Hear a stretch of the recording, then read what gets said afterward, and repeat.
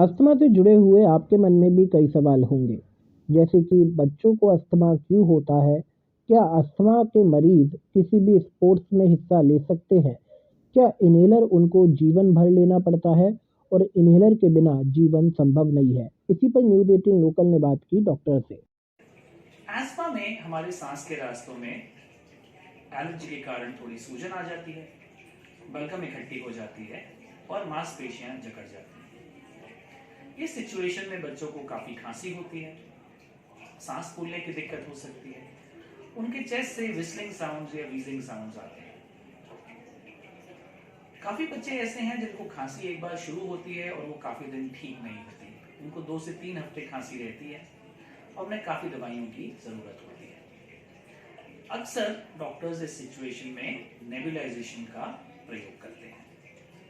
ये एपिसोड्स बार बार होते हैं, कई बच्चों को ये एपिसोड लगातार भी चलते रहते हैं और इस कारण से बच्चे परेशान रहते हैं, उनका स्कूल मिस होता है, वो रात को अच्छे से सो नहीं पाते हैं और इस प्रॉब्लम को लेके पेरेंट्स काफी जगह घूमते रहते हैं।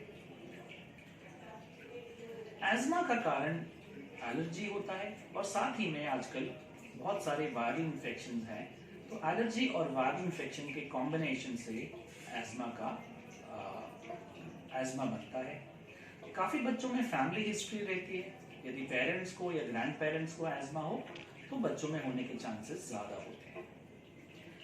एयर पोल्यूशन एक बहुत ही इंपॉर्टेंट ट्रिगर है, जिस वजह से एस्मा की जो सिवियरिटी है वो काफ़ी बढ़ जाती है और साथ ही में उसका जो नंबर है, एस्मा अटैक्स हैं, ये भी बढ़ जाते हैं। तो एयर पोल्यूशन एक इम्पॉर्टेंट रीज़न है जिससे कि हम एस्मा ज़्यादा देख रहे हैं।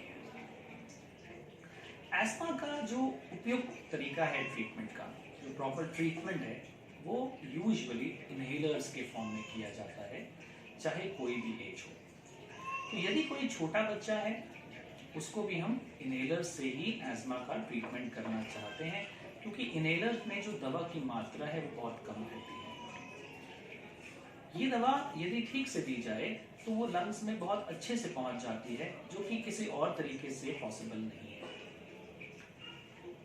इन्हेलर्स की दवा क्योंकि हमारे लंग्स में अंदर तक अच्छे से पहुंचती है, तो जो उसका इफेक्ट है, जो रिस्पॉन्स टू ट्रीटमेंट है, वो बहुत ही अच्छा आता है। और क्योंकि दवा की मात्रा बहुत ही कम है, इन्हेलर्स से कोई भी साइड इफेक्ट्स नहीं होते। वर्ल्ड ओवर किसी भी जगह पे अब इन्हेलर्स का ही प्रयोग किया जाता है। इन्हेलर्स में 2 तरह के इन्हेलर्स होते हैं, एक प्रिवेंटिव इन्हेलर्स होते हैं जो सूजन को अच्छा रखते हैं और इन इन्हेलर्स को डेली बेसिस पे लेना चाहिए, जब तक आपके डॉक्टर्स ये ना कहें कि उसकी डोज आप कम करें या उसको बंद करें। काफ़ी पेरेंट्स चिंतित रहते हैं कि मेरे बच्चे को इन्हेलर चल रहा है, लॉन्ग टाइम इन्हेलर चल रहा है, क्या ये इन्हेलर्स बंद होंगे?